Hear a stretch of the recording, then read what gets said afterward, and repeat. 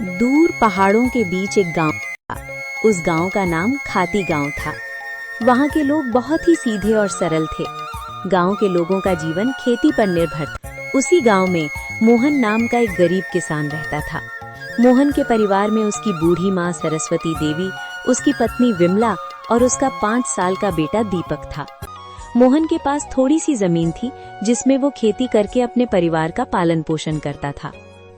उगता हुआ सूरज दुनिया के लिए रोशनी लाता है, पर मोहन के लिए ये सिर्फ एक और दिन की जद्दोजहद लेकर आता है। फूस की छत से छनकर आती रोशनी सीधे उसकी बीमार माँ के चेहरे पर पड़ती है। मोहन, आज दीपक को क्या कहूंगी? कल रात उसे बहलाकर सुला दिया था कि सुबह उठते ही गर्मा गर्म खाना मिलेगा। अब वो जागने वाला है, चूल्हा ठंडा पड़ा है और मेरी ममता लहूलुहान हो रही है। क्या हम इतने बदनसीब हैं कि अपने बच्चे को एक वक्त की रोटी भी नहीं दे सकते? भरी आंखों से। बिमला, तुम्हारी ये खामोश सिसकियां मेरे कलेजे को चीर देती हैं। मैं किसान हूँ, धरती का सीना चीरकर अनाज पैदा करना मेरा काम है, पर आज किस्मत ने मेरा ही सीना चाक कर दिया है। जमींदार के चक्कर काट काट कर पैर के जूते घिस गए, पर वो उधार देने को तैयार नहीं। पर हार नहीं मानूंगा, आज फिर जाऊंगा। शायद खुदा को मेरी मेहनत पर नहीं तो इस मासूम दीपक की भूख पर तरस आ जाए।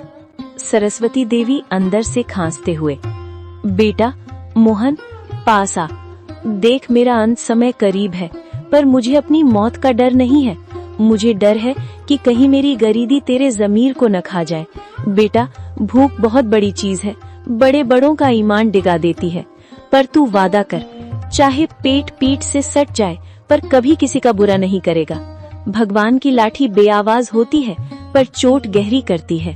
माँ, आपके संस्कार ही मेरी पूंजी है। मैं खाली हाथ लौट सकता हूँ, पर कलंकित हाथ लेकर इस घर में कदम नहीं रखूंगा।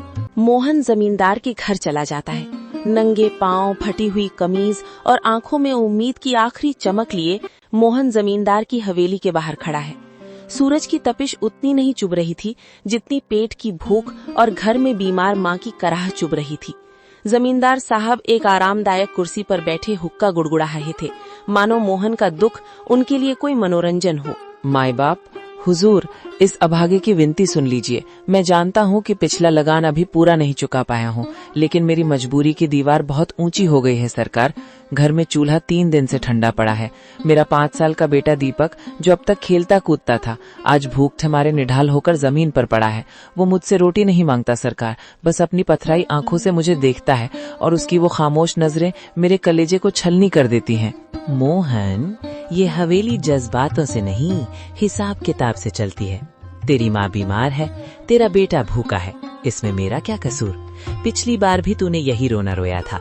ये धरती प्यासी है तो मैं क्या करूं? मुझे अपनी तिजोरी भरनी है, तेरी गरीबी का बोझ नहीं उठाना। हुजूर, आप तो गांव के अन्नदाता हैं।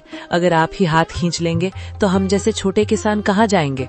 मुझे बस थोड़े से आलू और मटर के बीज उधार दे दीजिए। मैं दिन को दिन नहीं समझूंगा, रात को रात नहीं देखूंगा। मैं अपने खून पसीने से उस बंजर जमीन को सींच दूंगा। मैं वादा करता हूँ सरकार, फसल कटते ही सबसे पहले आपका कर्ज चुकाऊंगा। मेरी माँ घुट घुट कर मर रही है, उसे दवा चाहिए। हुजूर, एक बाप होने के नाते मुझ पर तरस खाइए। क्या एक गरीब के बच्चे को जीने का हक नहीं है? हक की बातें मत कर मोहन, हक अमीरों की जागीर होती है। बीज चाहिए, बीज की कीमत लगती है। तेरे पास देने को क्या है? वो 2 बीघा जमीन जो पहले ही गिरवी है। जा, यहाँ से दफा हो जा।